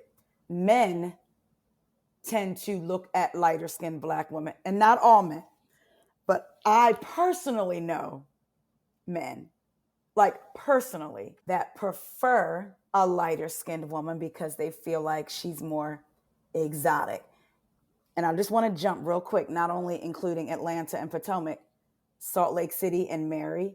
A lot of what we saw Mary look like aesthetically was also rooted in colorism. And I picked up on it with the words that she used to describe Jenny and how to her they were flattering. In my community, yellow is a good thing, or was. That's the language they would use to talk about. Look at that yellow girl. People have made songs about it. Yellow bone, red bone, right? So in my community, there was a cultural currency for you being a lighter skinned woman. You were more privileged. And looking at Giselle and Ashley and Karen and Mia, they're seen as a prize.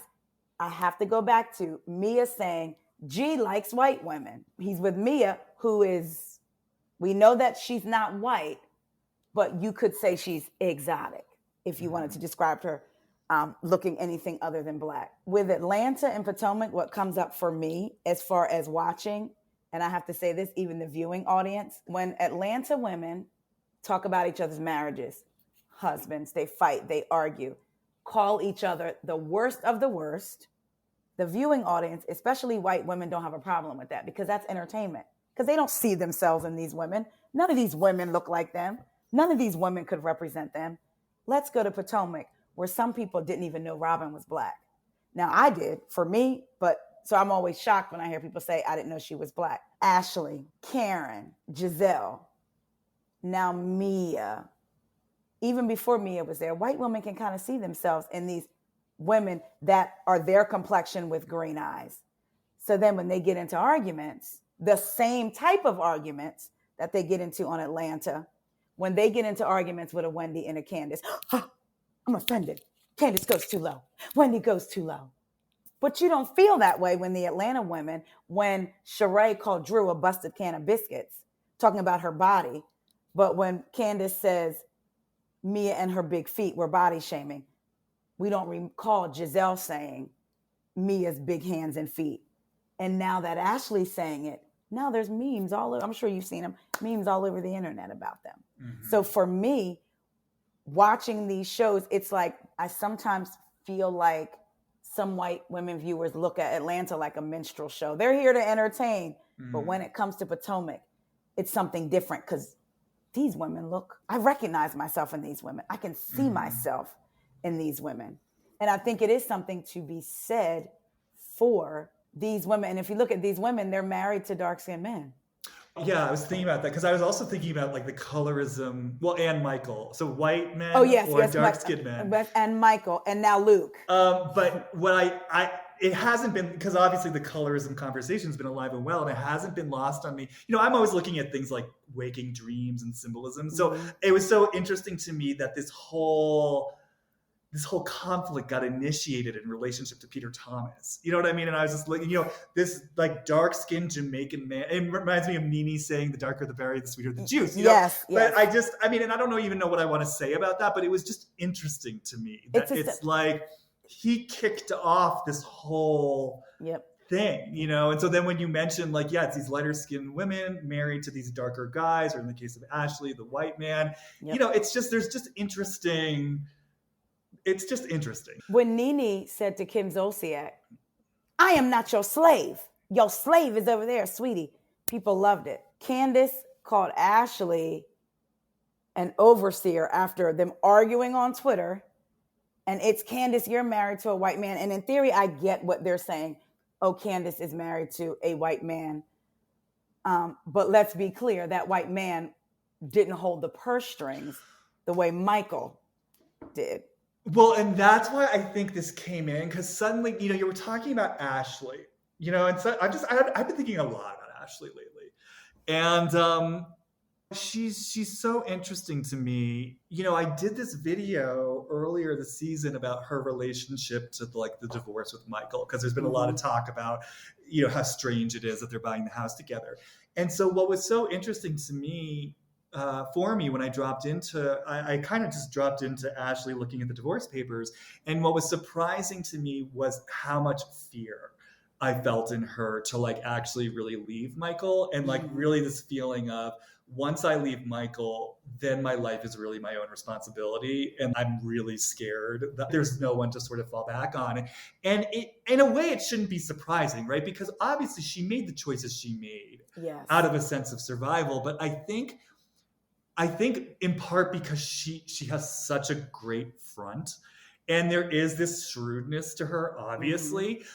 I've always just more identified her with the savviness, with the shrewdness. I've seen her playing a long game with Michael. She knows what she's Mm-hmm. doing. So it was a bit surprising to me to like feel that level of fear, and to really feel like, oh no, there is a place where she's genuinely clinging to this guy as like a lifeboat and like a Mm-hmm. life raft and like a father figure.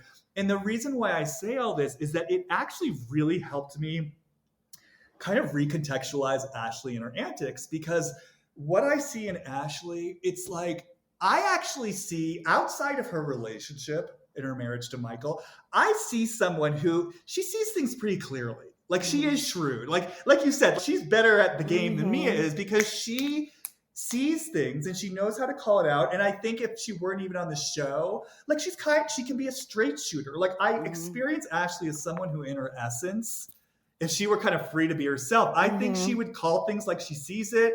She's on top of things. She knows how to name things. So suddenly I'm thinking, I'm like, okay, so here's this at one point girl, young Mm-hmm. woman, who grew up in some sort of unstable environment where she did not feel safe, where there was fear, where she learned, I have to make certain choices to like grab the bag, to be Mm-hmm. secure, to be safe. She ends up in this marriage with this guy. And I know that it's joked about a lot, but like, let's be clear. She ends up in this marriage with this Hmm. guy who is like, I mean, I do not envy her. Like, At there's all. something gross Yeah. about him, and it's an interesting parallel to Mia. It's like something there about the sexuality and what she had to Yes. sort of go through and put herself through.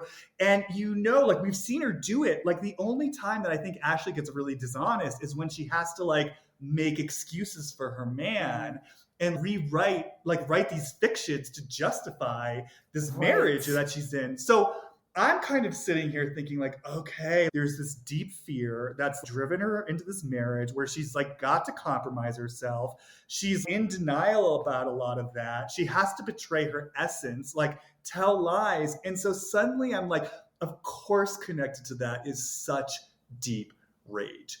And that rage, that's where I suddenly feel that vindictive cruelty in her that Mm-hmm. likes to poke other people. Because if you even think about when she started poking, like her first poking was Robin first season, her financial stuff, right? I mean, how perfect. It's like, again, like with Mia reclaiming the power, I've betrayed myself for financial wealth. Let me poke Robin around financial insecurity. And I feel like Ashley revealed herself, and Candace called it out. She revealed herself at that winery. When she made that Yes. statement, doesn't feel so good when the pendulum swings in the other direction. It's like, Yes. you just revealed this is vindictive. You are Yep. saying, I went through it. How does it feel to go through it? Because you have had to tap dance. I mean, not even that Candace is in the same Right. situation, but like But you have had to tap dance, mm-hmm. protecting your man and covering for him and Yep. being under the spotlight and sweating that. Yep. And so you enjoy it when someone else has to Has like to. pay the Pied Piper. So I'm kind of just going on a digression to say, I feel like I understand her, that part of her that Mm-hmm. gets that like Cheshire grin and loves poking, because it Yes. feels connected to that rage, which actually feels connected to the fear, which has caused her to betray herself in such a deep way. But the reason why this came in is, I don't know, somehow I also felt this connected to the conversation about color and her value or worth as a beautiful light-skinned Yep. woman, landing Michael, but then also the price she has paid I mean, there's currency that she's had in it, right? And there's privilege she's gotten from it. She's also paid a tremendous price for the way that it sort of worked itself out in her marriage. And kind of much in the same way that I was really feeling Wendy's kind of like that the trauma of that certain type of upbringing, you know, with her Nigerian background. I'm just suddenly feeling for Ashley like, holy shit, Well, what you have put yourself through is Ashley's family depends on her. Exactly. So Sheila was trying to tell her what to do to keep Michael some seasons ago. Well, and I feel like that's part of her rage too. Yeah, it's like she's not just shouldering responsibility for herself and her survival. It's that feeling of like, I got to do this for my family. And just the rage that she has never been allowed to express. And that feeling of like, who is taking care of me? I think that's part of why she feels safe with Michael. It's like she is taken care of. And I think I don't think it's just transactional. I think there is actually an emotional place where that feels good. And that's probably where she feels some measure of actual connection with it, as hard as it is for us to understand that. I get it. You know, but I definitely get it. And I could see the disconnect. I also, when she made the video about her being not being a colorist, and she says, I have got into it with everyone on this show. And I imagine getting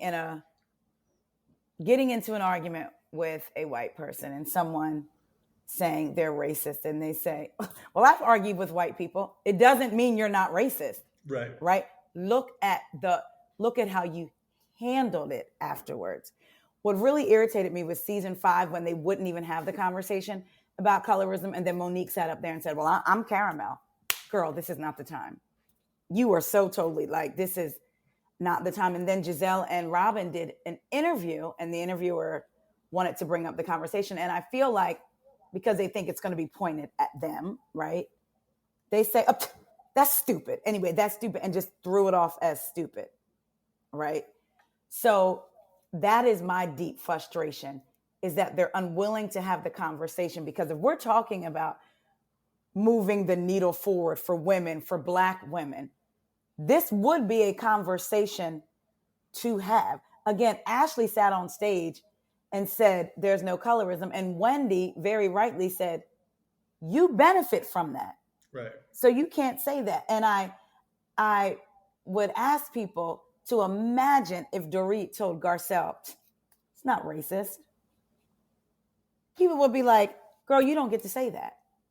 So when you benefit from something, maybe for you, you're not seeing it that way. But even just simply listening. Right. Candace herself said she didn't believe it was the cast, but it was more like the viewership around it. I just know that the audience, I had a white woman tell me, I forgot all the disgusting things. These are the words. I forgot all the disgusting things Ashley did because she's just so cute. Another thing that's interesting, season 5, there was a writer and was a guest on a particular podcast. Keep in mind, the writer was the complexion, hair type of Meghan Markle. The writer writes the article, did not watch previous seasons of Potomac, watches season 5, and writes an article. And in the article, she was upset because Candace called Monique ghetto after she was just hit in her head. I might say a lot worse things. We don't know, right? But she says it, and she says, based on where Candace grew up and how she grew up, for her to call Monique ghetto was elitist. Okay. Then she says that Candace carried a certain elitist attitude with her. Then she talked about Ashley, and she said how Ashley, being the standard of beauty, that's what this Black woman called Ashley, who looked like Ashley. She called Ashley the standard of beauty. And this is a Black woman, again, who's the color of Meghan Markle. And then I had this white woman telling me they forgot about all the horrible things Ashley's done because she's just so cute. I mean, I think to your point, because I hear that too. It's like, well, you know, Giselle got into it with Monique, you know what I mean? Or like things like that. But it's like going back to the beginning of the conversation, for example, Mia's awareness of this as a TV show, right? There's awareness of there's awareness. This isn't just a group of women sitting at bar 1 in Miami where, no one else is going to hear and see it. They are on a television program. They are being filmed. There is an audience, and there is an awareness of the systemic piece and like these things at play. And I mean, and this is part of what makes Potomac so great. These are smart women. Like these are very smart, savvy women. Even, like Mia, who maybe didn't have a formal education, like we were talking about, she is a savvy woman. Ashley is a savvy woman. Maybe the only one you could question is Robin, but even her, I mean, she's just kind of like dopey and mopey. But these so are funny because that's how I see her, almost like an Eeyore, like the world's against me. No, but these are smart, dynamic women. So it's like no one is saying. Let's just say Giselle is coming from some sort of colorist perspective. That doesn't mean she's never going to get into an argument with another light-skinned. That's not what people are saying. It's just an awareness of a larger piece in that, there are dynamics at play. And like you're saying, there's ways that certain cast members can benefit. And there are ways they might anticipate how the audience is going to respond. Yes. So it's like... Because they're aware of it. Exactly. The cast, Giselle specifically, and Robin, talked about Katie's blackness the first season, but the conversation around blackness was led by Giselle season 1 with these other light-skinned women, right? Now there could be a conversation around it, but we're not having it. Do you know what color Monique Samuel's eyes are? No. They're a beautiful hazel, almost greenish. There was a scene of Charisse and Giselle walking up some stairs at a function. And I think Charisse was trying to get them to talk or whatever or something. And Giselle said, I couldn't pay attention. I wanted to pluck those horrible contacts out of her eyes. Why couldn't they be her eyes, Giselle? Because they're the same color as yours and yours are attached to a lighter hue. It's little things like that. And I know because I had that said to me when I was younger by a light-skinned woman someone told me my eyes were pretty. How are her eyes pretty? I'm light and I have like light eyes. So how was she? It was a conversation. Mm-hmm. So you recognize that. Why would you think my husband gets up? Are your eyes real? Well, why wouldn't they be? Because you're not used to seeing Black people with his hue with these light brown eyes. His sister is lighter, maybe like Giselle's complexion, maybe a little lighter with the green eyes. She don't get that question at all. So to me, there are little things that between what Giselle has said that make, and I go back to, my grandmom always said, trust your first mind. Even though we don't know these people, we're watching them on TV. I knew what I felt immediately when I met Jenny from Salt Lake City. I knew. But you can't describe what you feel to people who may not have been on the receiving end of what Jenny, we ended up finding out, was giving. With Giselle, I know what I feel from Giselle. Again, you have this Black woman who used to work, who met Jamal working in the NAACP, and you act like you can't have a conversation, like you're so absent-minded to the thought that there could be a conversation about colorism. But season 1, you were telling Katie she acts like she's not proud to be Black. This light-skinned woman, though. But you're not having this conversation now. And when she sat on chat room and said that Karen said Wendy wasn't Potomac, and she said out of her mouth, Karen said Wendy was ugly. And then Karen tweeted like she's lying. Either way, if Karen said it and Giselle repeated it, you repeated it at the expense of the person on the other end of that rumor. Mm-hmm. And if you're lying at the expense of this woman. They know what they're doing when they use certain terms and get into arguments with these particular women. You know what you're doing. Even if it's not necessarily intentional, you're playing to Potomac's white audience. Because for a while, Potomac had a white audience. And that's who y'all were playing to. And it's also crazy too. I mean, I don't love to talk about looks with these shows, but Wendy, I think Wendy is gorgeous. Absolutely gorgeous. Gorgeous. I mean, to the point that it's like, I mean, I think they're actually all gorgeous. I mean, it's a stunning cast. But I will say Wendy is the one who most consistently, when the camera will flash to her, I'm like, Jesus. She glows. She's like model stunning. Yeah. And by the way, her work was great. Ooh, I mean, like that was amazing. great, Yes. great work that she got done. So, like I said, I mean, I don't want to take it to the place of looks, but I do want to say I think Wendy is absolutely gorgeous. We've been recording for a I while. know. So we're going to have to do a part 2 on my podcast. Oh, okay, is that how you want to do it? Because I was gonna say like we could wrap it up with Giselle and Chris, or do you want to just Yes. go? We can do Giselle and Chris, and then I'm going to make you be on my podcast. I know you have a busy schedule.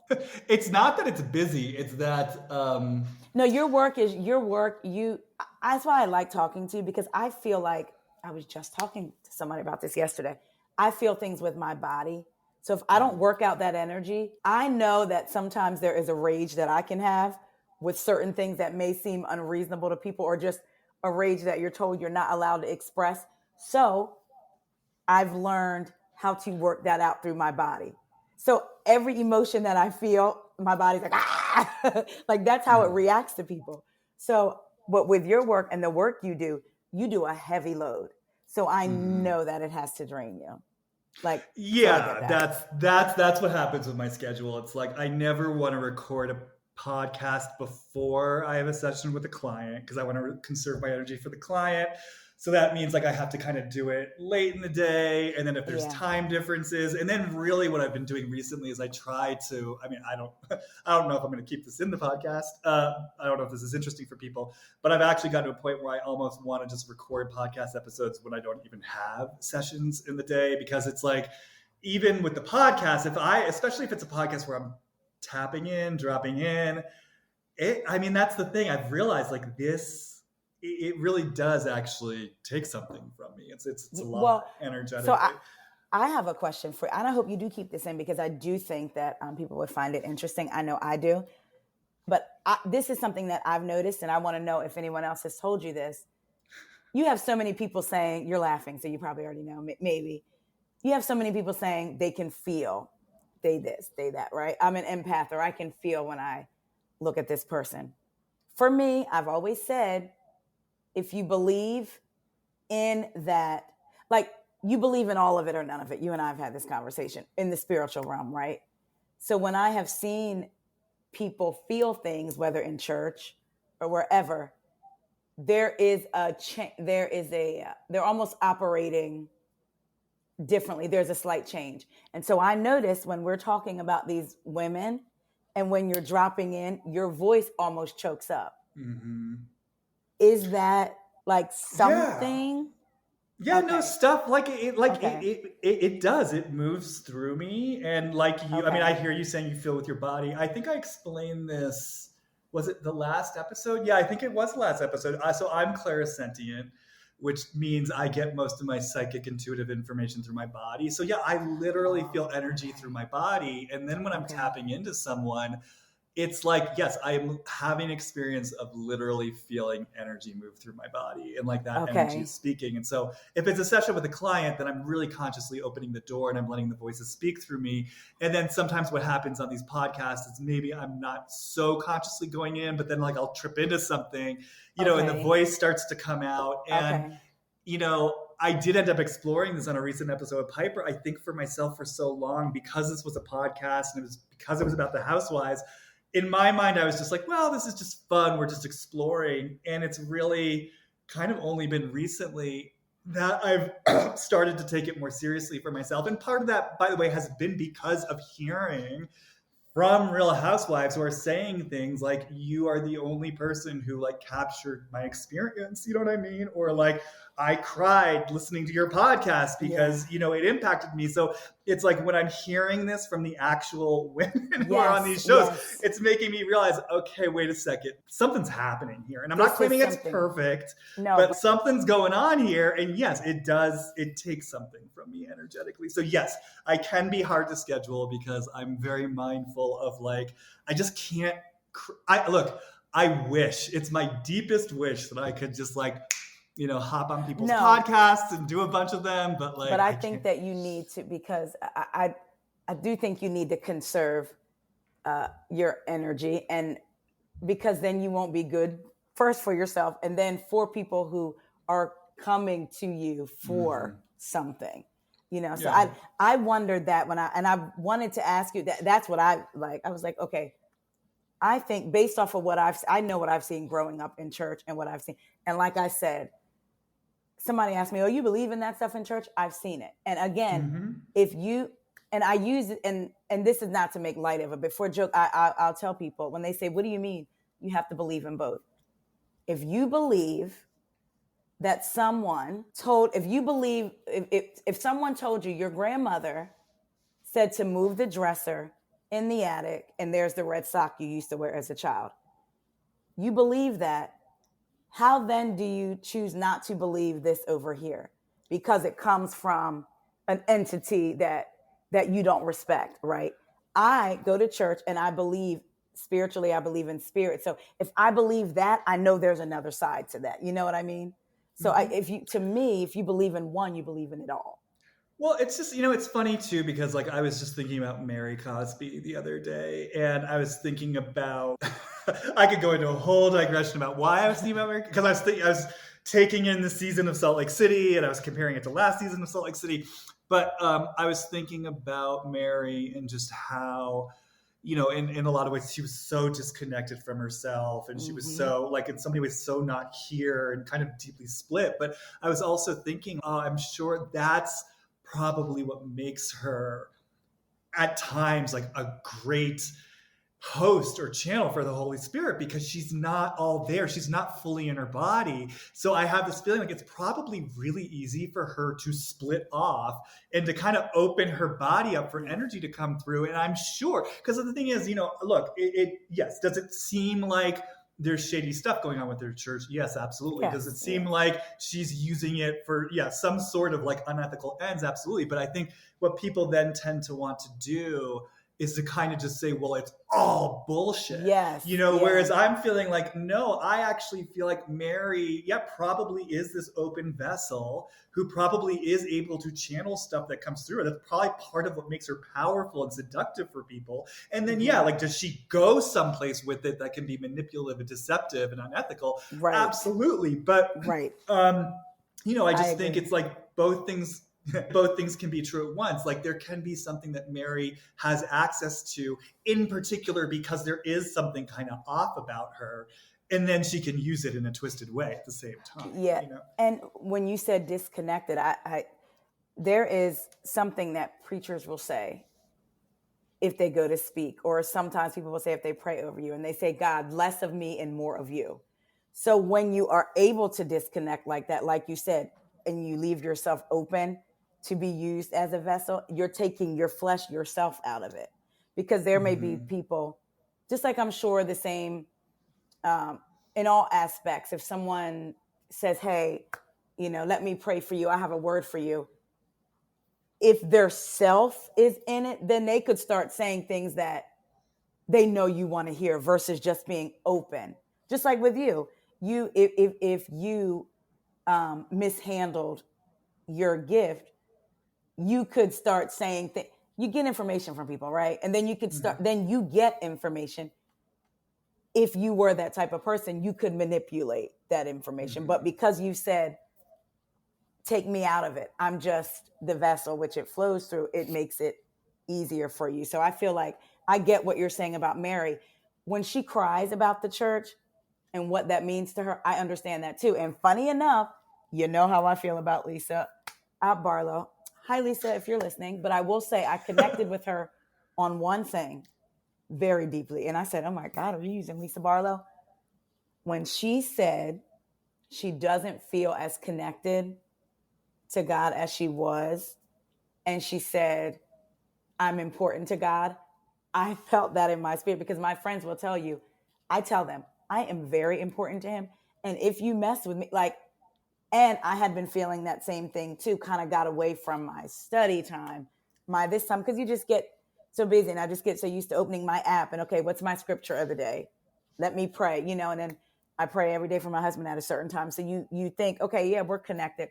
But for me, since I was a little girl, I have dreams, very, very, very vivid dreams. And I've talked to people about those dreams, but I notice when I don't have dreams, is when I'm not as connected as I should be. Mm, So when she said that, I was like, I get you, Lisa. In some way, and I believed her when she right. said that. Yeah, Lisa, like I will say her spirituality it's genuinely important to her. Like Yeah. that's not a TV thing. It's It not feels like something it for keeps her show. centered. Yeah, no, she really, and the other thing I'll say about her is that she's also very open-minded to other, like she's not like I could it's, I could believe that. yeah, no, she's interesting. As rigid as she seems open, whereas open as Heather wants us to believe she is, I do not believe she's receptive. That's actually a really good point. Yeah, no, that's a really good point. But what's coming to me just because you brought her up, it's like I think it's almost I don't know where this is coming from. This is just truly like an intuitive hit. I think it's almost what's the language of this? Like I think it's scary for her on some level to step into the fullness of her, like if you want to call that open-mindedness. Like I agree with you. I think in her core, like she's, like I said, she's very open to like other forms and people connecting with God however they want to, her spirit. Yeah. And it's almost like that's the place where she could get hurt. I think she also has a relationship to feeling misunderstood. You see it on the show, like she gets so triggered when she feels like Heather's not understanding her, right? I think that it's like in the place of her good intentions, or where there is that genuine connection and that genuine desire for others to have their experience of spirit. It's like, that's where I could get hurt. That's where I could get misunderstood. And so I think it's maybe hard for her to own that all the way. Right, yes. Which might be why there are people who, don't respond to her. That makes sense. And I think you just have to be so careful, because I know me podcasting over here versus what my other podcast was about. You have to reconcile with yourself. I can do this and still believe what I believe, but making sure that I still stand in what I believe, regardless of what people think about, what I believe. Yeah. Like when you believe what you believe, and I truly believe the ultimate testament to your life is how you live it and how people receive you. Well, and the other thing that's coming up, I mean, I don't know why I'm saying this, but other than just I have an impulse, but I've always just been so, I'm Jewish, not that I'm like really practicing. I didn't know that.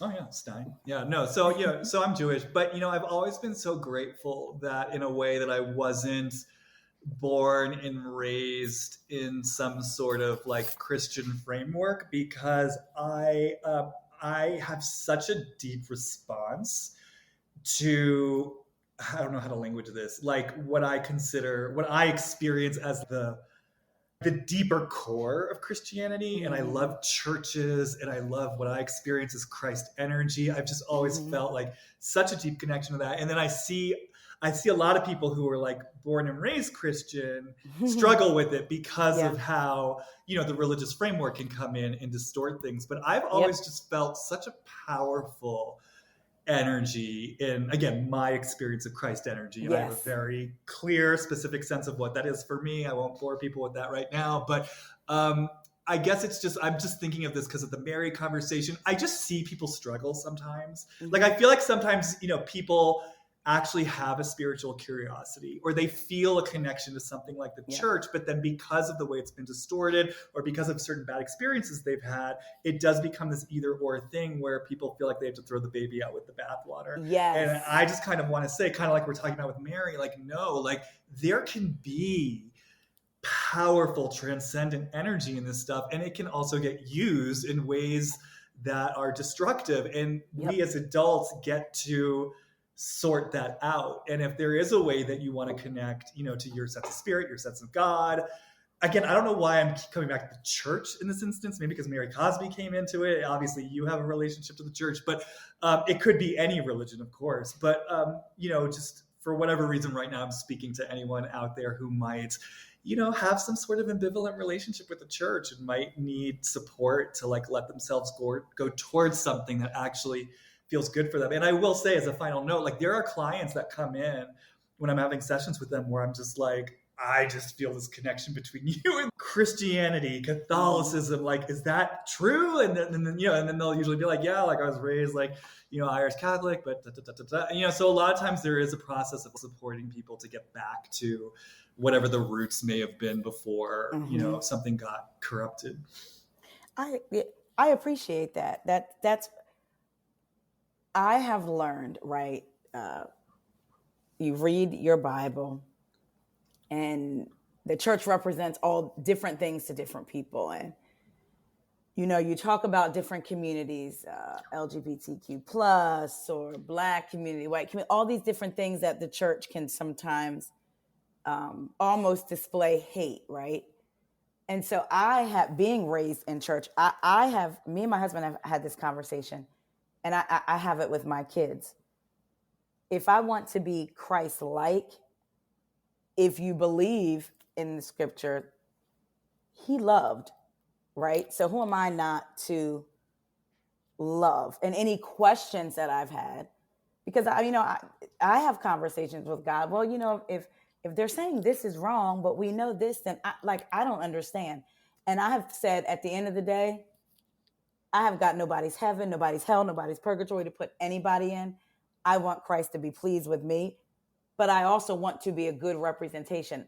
There's a saying I don't have a problem with Christ. It's his representatives that I have a problem with. Mm-hmm. So I strive not to be that representative. And I know that sometimes, for me personally, I can teeter the line like, no, you need to pull it back some. And that's when I have to do some inward work. But like you said, so it's all in what you feel. And if you do believe, don't be ashamed to say that you believe. I've had to learn that too. Not that I was ashamed, but sometimes you just may not say anything, when the conversation comes up. But, we have to be comfortable in who and what we believe in. Yeah, it's funny. I think sometimes people assume I'm going to be like anti-religion or anti-Christianity as, someone who's sort of out there like in a spiritual space. And I was like, no, I love it. I welcome all of it. And, speaking to what you just said, I mean, yeah, like my experience, my experience of Christ energy, what I call Christ energy, is just that force of true, unconditional love and forgiveness, like the force that sees you at your absolute worst in like the ugliest parts of your humanity and loves you anyway, has mercy for you anyway, shows forgiveness for you anyway. And that's how I experience it. And it's so real. Like, I mean, literally the second I walk into a church, if I see like a statue of Christ, it fills my whole Has it body. ever, I know we have to end, but I do want to ask you this. Did you, have you felt that since you were a child, or was it when you got older? Well, I don't have memories of like being in churches as a child, but it's definitely for as long as I can remember. A spiritual connect then, any type of. Oh, yeah, but I didn't know that that's what it was. Yeah, like okay. I was very, I definitely believed in magic from a young age. And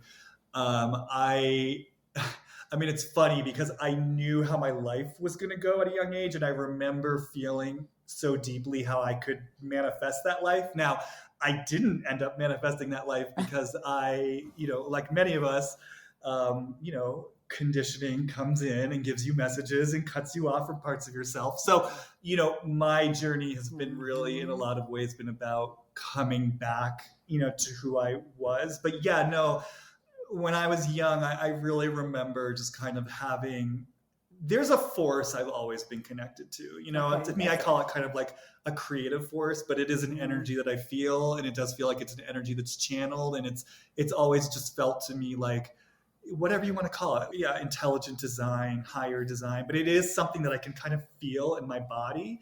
And I think of it as a sort of intelligent design, and it's always been there for me. Yeah, same. Me too. I remember being in my room. I could just picture myself just having conversations, knowing that something, was there. And I always tell people, you don't like, that's why I could never put myself on a housewife show, because for me, spirituality is grounding, because I know what could live underneath. And I know if I was to jump over on the other side of the fence, I would probably be a terror. So for me, what keeps me uh, balanced and is my spirituality and my connections, that I feel that's my compass, because Right. sometimes you can get involved in things and then you're like, oh my God, how did I even, many times I'm like, how did I end up here? So for me, I could never set myself up like that because I know that I am human, flaws and all, and that disconnect may go greater. So I try to not put myself in situations Mm-hmm. that could, as I was in a situation today at Target, and I know I probably shouldn't have said what I said, and I was like, but I said it. And so that's what it is. And it was me arguing with this older white man. He started with me first, didn't have to use any words, but I definitely finished the argument. And I could feel if I had to and I was praying to myself the entire time because I could feel what could have been a situation that probably landed me like 911. So I had to pray and I was like, okay, well, I did better this time. And not that there's like like I'm just this angry person, but I think we all know that there is something in all of us that could trigger the Hulk. That's how I picture it. The Hulk coming out. Like I thought about if I was in Wendy's situation, I don't know if I could have stopped myself from not throwing the water, but throwing the entire glass. And see, and then that's when I get irritated when people say the water throw was entertainment. Because let's just say that was someone like, what if it was me on the other end and I couldn't control myself? So I immediately picked up a glass, threw it at her. Now she's hurt. Karen gets, like that could have just went so much further. And for what? Entertainment, and how production kept letting them go back to the table. For me, so my spirituality is what keeps me grounded. And at the end of my life, I want people to say, wow, I really saw her try to live what she talked about. Yeah, and I think it's different for everyone, which is, which is what makes the world go round. Because I think it's great, like, that for yourself, right? And then you practice that self-care of like not putting yourself in situations that you suspect will be triggering for you. And then I look over in Salt Lake City and, I was talking about this with Piper recently. I just have this, I'm really looking at like Whitney and what she's going through this season and how she's really obviously like liberating these memories and kind of individuating in this way that's really empowering for her. And I just have this feeling like, oh, this show helped her. Like I just had that feeling. It's like this is happening in at least in part because she's on this show. You know what I mean? Okay, so it's like, I just love it. One answer for someone is not the answer for someone else. Yeah, and it's like we all just get to like. And it's a reality show, but it could be real life. And that's why I say when people say it's entertainment, I'm great. And it's funny because I think back to how I've always described myself as I feel it in my body. And I remember thinking about Toya in Atlanta, the friend of that Drew got into it with. And I remember telling someone, my body saw her and went, ah, no, I reject you, right? But so saying that, how you feel things with your body. But I can say in Potomac, there are certain emotions that get wrapped up in my stomach that I feel while at the same time cracking up when Karen starts singing happy birthday to herself. Or when Giselle says your birthday was yesterday. So when people say, oh, these people discuss these housewives, I can want to have an elevated conversation about housewives while at the same time appreciate them. Because what do you think I've been doing as a Black woman watching New York for years? Right. I've been enjoying their antics. And I'll say the last time I was in Miami, I'll end with this, in 2019, I was almost in a fight on a balcony, but the other person ran off. So we're all human. No, we are. I mean, that's the other thing I was going to say. I mean, it's like, that's the thing. Ultimately we all have our triggers. I mean, I mentioned on this podcast recently, I did a huge Roni rewatch recently. Ooh, yes. Yeah. That some of those instances where Dorinda was going in on Tinsley, I was just like, I honestly think if that had been me, if I were in Tinsley's shoes, I think Dorinda would have gotten a drink thrown in her face, and that's my, because look, I was picked on, I was bullied, you know what I mean? And so it's like, if you put me in a situation where someone's being incredibly cruel. I mean, who knows what I would do? But I'm just saying, I could feel that churning in Yes, me of like, that's where Tinsley kind of backed off. I got a fighter in me, and so I can use my words for sure. mm-hmm. But no, there are definitely situations where I could see myself like, okay, you want to start something? Let's go. Let's finish it. I told Corey, he came home and said, I need to watch Potomac like a couple of weeks back, and then he wanted to see the fallout from the fight because I was texting him. And I said, I know we all joke like, oh, I would have done this, I would have done that. I said, but I can promise you, the only thing that would have stopped me, because in my mind, like from literally either grabbing a glass or taking my hand and wrapping it around Mia's throat would be God. Because like it's something that builds up, but then there's something that can just activate it like that. God bless Wendy.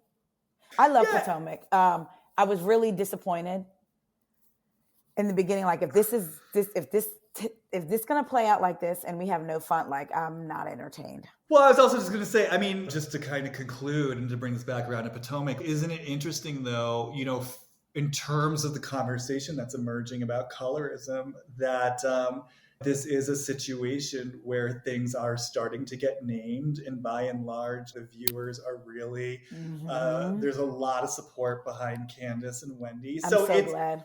It is interesting that it's like something's shifting, even in the midst of maybe the Potomac women don't want to speak to it, or maybe there's stuff that we're sort of at play that we're watching that's difficult to watch, but clearly there is a shift in the way that this is being held by the viewing audience. And, as we have talked about numerous times, like Wendy and Candace have not been popular cast members, and, things are really coming around. And I also want to say, this truly is the last thing, I do think it's so interesting that Candace is showing a lot of signs of growth and maturity, and that it's like the timing of it's not lost on me that the more she's getting out from under Dorothy's thumb, the more she's calming down, you know what I mean? And she's, I just feel like I see her maturing. She is maturing, and she's learning from her past behavior. And that moment where I loved it. That moment where she said,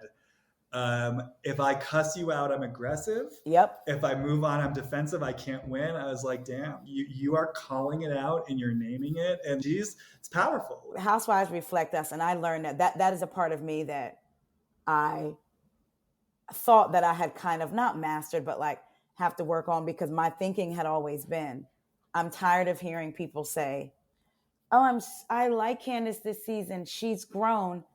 When no one ever says, these housewives that keep coming for her, we need you to grow. But I also know there are times that you have to swallow. It's called maturity for a reason. Well, yeah, because the thing is, what I see in Candace is that she's less defensive. Yes. And so that's the connection I'm making with her mother. I feel like yes, I get that, what you're saying. But I mean, I've seen people like, oh, I like Candace because more so. I just wish Candace, when they would come for her, that she would just kind of not give them anything. And I would always say, but that's not fair, because that's not who she is. How about we say, we wish that you would just stop coming for her or her marriage. So in my mind, it was like, why are we telling the person that's always on the receiving end? But again, there are times when it is best for you to, like what Wendy did in her situation. Let me just take a step back. And it's not about my ego anymore, because I have much more to lose than this. So look, that's the thing. At the end of the day, we all are human, and we do all have our triggers, and it's also incredibly powerful when you are so aligned with yourself that when someone comes at you with something that's nonsense, that you're not triggered because it's nonsense, and you're able to sit there and say, this is nonsense. What you're saying is not true for me. Not the end, you know what I mean? Not today, neck. So we took a detour. So then, yes, I will accept your invitation. Let's save Giselle and Chris for your podcast. Oh, yes. And as always, thank you so much for your time and your energy. And let people know, where should they go to find you? Well, first, I appreciate you having me. I feel like I get so much personally out of our sessions, out of our recordings. See, Freudian like slip. I get so right, exactly. Jamie doesn't know that's why I record with him, y'all. I secretly get something. So that's why I do. But no, you can find me on Instagram at Weigo, WEIGO podcast. For anybody that doesn't know, Weigo stands for my podcast name, What Else Is Going On? Instagram, Twitter, same name. If you'd like, you can buy me a coffee, buymeacoffee.com/WeGo podcast. And I have a Patreon, patreon.com/WeGo podcast. And as always, you can find me on Instagram, Jamie Stein, JAMIESTEIN. I am also now getting onto TikTok. I believe my handle is Housewives Empath. And if you're that right now. Oh, okay, good. And if you're curious about my work, go to my website, hollywoodreadings.com, and you can email me there. And that's it for now. I hope you all are having a great start to the holiday season. And I guess on that note, just, my invitation to all of you, we're headed into December. We're headed towards the winter solstice. We're headed towards the longest night of the year. So I know things do get busy with the holidays, but also I just always feel the invitation to slow down, go inward, do less, and let the darkness of winter do its thing for you at the end of the year. So on that note, be well, and I will see you all next time.